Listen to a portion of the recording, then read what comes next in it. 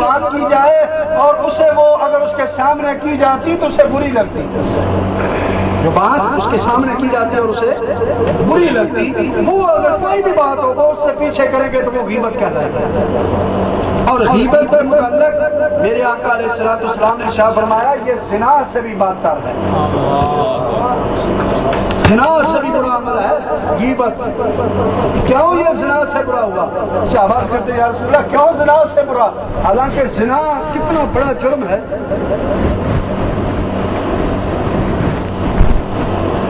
لیکن حضور نے فرمایا اس سے بھی بڑا یہ جرم ہے۔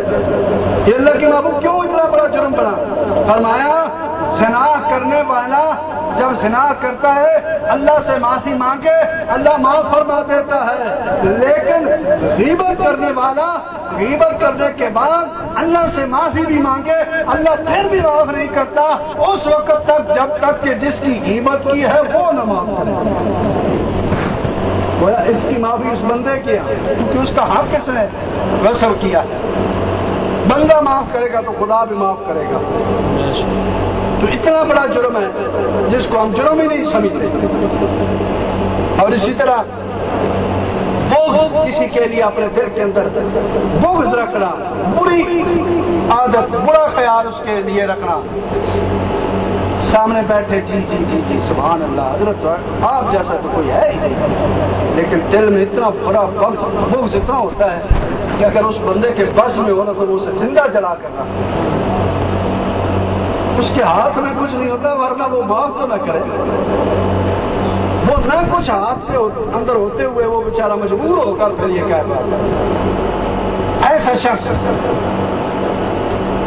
ظاہر اور باطن اور منافقت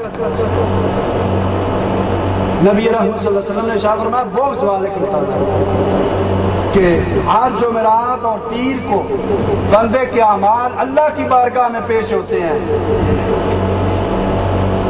سب کو اللہ معاف کرتا ہے، لیکن بغض والے کو کینے والے کے عمل اللہ روک دیتا ہے جب تک وہ کینے والا وہ بغض والا جب تک اور جو ایک دوسرے کے درمیان چغل خوری کر دیتے ہیں، ان کو لڑا دیتے ہیں، لڑاتے ہیں، لڑائی جھگڑے ہو جاتے ہیں، جب تک وہ آپس میں صلح نہیں کرتے اس وقت تک اللہ ان دونوں کے عملوں کو دور کر دیتا ہے۔ اور صلح کرانے والا میرے مصطفیٰ صلی اللہ علیہ وسلم نے ارشاد فرمایا کہ صلح کرانے والا جو شخص ہے جس نے دو مسلمانوں کے درمیان صلح کرا دی ہے وہ اس کے مومن ہونے میں کوئی شک نہیں ہے۔ اگر وہ کہہ دے کہ میں مومن ہوں تو اس کے مومن ہونے میں کوئی شک نہیں ہے، وہ یقینی مومن ہے، اس لیے کہ اس نے دو مسلمان بھائیوں کے درمیان صلح کرائی۔ اس سے بڑا کیا عمل ہوگا؟ لیکن افسوس ہم لڑانے کے تو بڑے ماہر ہیں، جوڑنے کے ذرا کم نہیں ہے۔ ایک بزرگ تھے نیک صالحین، ان سے کسی نے پوچھا کہ کوئی شخص آیا نذرانہ دینے کے لیے، اس نے سوئی دی، آپ نے انکار کر دیا، دوسرا نہ وہ کینچی دی، آپ نے انکار کر دیا، دوسرا آیا اس نے سوئی نذرانے کے طور پر دی، آپ نے قبول فرما لی۔ مریدین کہنے لگے حضرت یہ کیا ہوا؟ ایک نے آ کر کینچی دی، دوسرے نے سوئی دی، آپ نے کینچی والے کا رد کر دیا، سوئی والے کا قبول کیا، حالانکہ کینچی مہنگی تھی، سوئی جو ہے وہ اس کی قیمت بہت کم ہے، ادنا چیز ہے، یہ کیوں قبول کی، وہ اعلیٰ کیوں رد کی؟ فرمایا سوئی کا کام ہے جدا کر دینا، کینچی کا کام ہے جدا کر دینا، اور سوئی کا کام ہے جدا ہوں کو ملا دینا، اس لیے ہم نے کینچی کو رد کر دیا ہے، سوئی کو قبول کر دیا۔ حضرت قبلہ بابو جی رحمت اللہ تعالی علیہ تاجدار گولڈا کا لخت جگر، ریل سے بڑی محبت تھی، ریل گاڑی ہوتی ہے اس سے بڑی محبت تھی۔ انہوں نے اپنے گھر کے اوپر وہ لگایا ہوا تھا سگنل، جو ہی گاڑی کے آنے کا ٹائم ہوتا وہ جب اسٹیشن والا سگنل نیچے کرتا آپ بھی اسے نیچے کرتے، وہ اوپر کرتا آپ بھی اسے اوپر کرتے، جتنی بار ریل نے آنا انہوں نے اپنا सिग्नल उसके बिल्कुल बराबर चलाते रहना है। वो तो ड्यूटी अपनी कर रहा था, ये अपनी मौज से कर रहे थे, लेकिन कमी नहीं आने देते थे, टाइम के साथ चल रहा था सिलसिला। इत्तेफाक एक दिन हुआ कि पीर साहब ने वो सिग्नल ऊपर कर दिया, फिर गाड़ी ने चलना था, स्टेशन वालों ने सिग्नल नीचे किया, गाड़ी चलाने का हुक्म दिया, वो जोर लगा रहे, गाड़ी चलती ही नहीं है। चेक करो भाई, इधर देखो उधर देखो, बड़े जोर लगाए, गाड़ी अपनी जगह से 1 इंच नहीं हिली, इंजन आगे चलता ही नहीं है। बड़े जोर लगाने के बाद कोई जानने वाला था, मोहब्बत वाला था, उसने कहा जनाब आपने अपने सिग्नल तो नीचे किए हुए हैं, जरा गोले शरीफ देखे कहीं बाबूजी का सिग्नल ऊपर तो नहीं रह गया, उन्होंने नीचे किया है या नहीं किया। उन्होंने देखा वो तो ऊपर था, दौड़े हुए गए, हुजूर ये करम नवाजी करे जरा इसे भी नीचे कर दे। भूल बैठे, उन्होंने नीचे किया, बस वो नीचे करना था कि वो जो ड्राइवर था उसने कोशिश की, उसी वक्त गाड़ी चलना शुरू हो गई, गाड़ी दौड़ पड़ी। अंग्रेज बड़ा हैरान हुआ कि इतना दूर जिसका ना कोई कनेक्शन, ना कोई जाहिरी रास्ता, ना कुछ, उसके अंदर ये पावर कहाँ आ गई कि वो सिग्नल ऊपर हो जाए तो हमारी गाड़ी नहीं चलती है। हो गया, उसने जाकर ये मंजर देखा, ये देखकर अंग्रेज ने तोहफे के तौर पर गोले शरीफ, उस वक्त काले इंजन चलते थे, वो काला इंजन किबला बाबूजी रहमतुल्लाह अलैह को तोहफे के तौर पर अता फरमाया था, जो आज तक गोला शरीफ में मौजूद है। किसी ने पूछा हजरत ये आपको रेल से और इस इंजन से इतनी मोहब्बत क्यों है? क्योंकि वो जो काले इंजन थे ना, उनके अंदर आग चलती थी, कोयला जलता था, आग भाप बनती थी। फरमाया इसके अंदर चंद खसूसियत हैं, एक खसूसियत तो ये है कि ये बिछड़े हुओं को मिला देती है, ये बिछड़े हुओं को बिछड़े हुओं को मिला देती है। गाड़ी का यही काम है ना। फरमाया हम भी दुनिया में आए इसीलिए हैं कि बिछड़े हुए जो खुदा से बिछड़ गए हैं उन्हें खुदा से मिला देते हैं। और दूसरा फरमाया इसमें एक खसूसियत ये है, ये खुद जलता है, उसके अंदर आग जलती है ना, कहा ये खुद तो जलता है लेकिन लोगों को नफा पहुंचाता है, खुद जलता है दूसरों को नफा पहुंचाता है। फरमाया औलिया अल्लाह की भी यही शान है, वो खुद तकलीफें बर्दाश्त करते हैं, अल्लाह की मखलूक के लिए राहते ही राहते तलब करते हैं।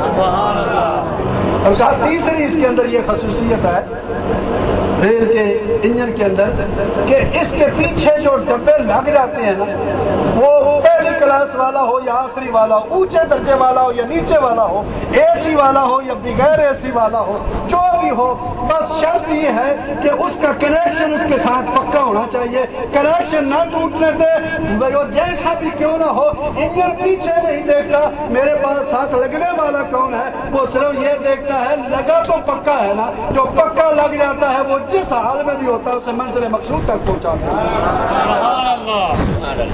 अल्लाह की भी यही शान है, वो जो उनके हाथों में हाथ दे देते हैं ना, बस उनका कनेक्शन पक्का होना चाहिए, फिर वो पीछे नहीं देखते ये कैसा है, वो उसे मंजिल मकसूद तक पहुंचा देते हैं।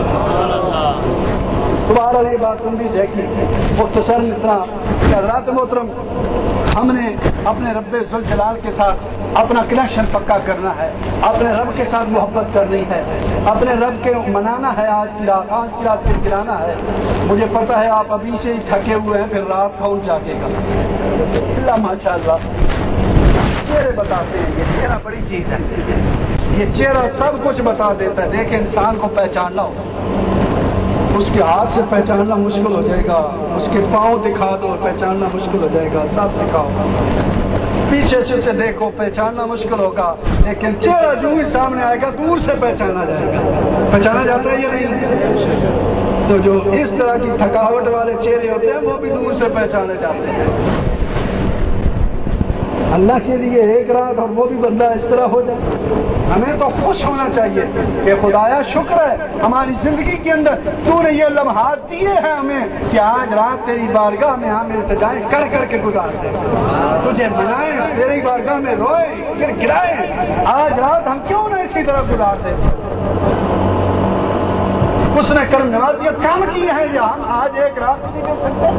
میرے مصطفیٰ صلی اللہ علیہ وسلم جس وقت ایک رات تشریف لے گئے گھر میں تو آپ سجدے کے عالم میں تھے، اتنا طویل سجدہ کیا نا، حضرت عائشہ صدیقہ رضی اللہ تعالیٰ عنہ فرماتی ہیں میں نے سمجھا شاید اللہ کے محبوب کی کہیں روح ہی نہ پرواز کر گئی۔